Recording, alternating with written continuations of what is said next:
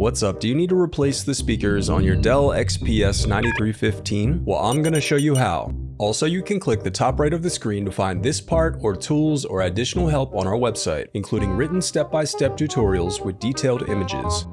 Now that that's out of the way, let's get started. Okay, first unscrew the bottom base cover. Then you can use a plastic scribe to pry open and separate the bottom base cover. To prevent static discharge, I recommend disconnecting your battery before moving any further. Then slide out the speaker cable connector. Then lift the speakers from the palm rest assembly. The reassembly of your laptop is as simple as following your steps in reverse.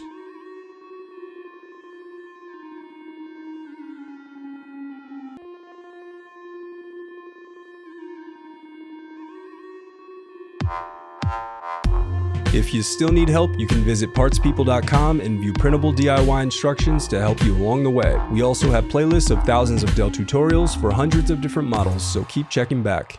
Thanks for watching.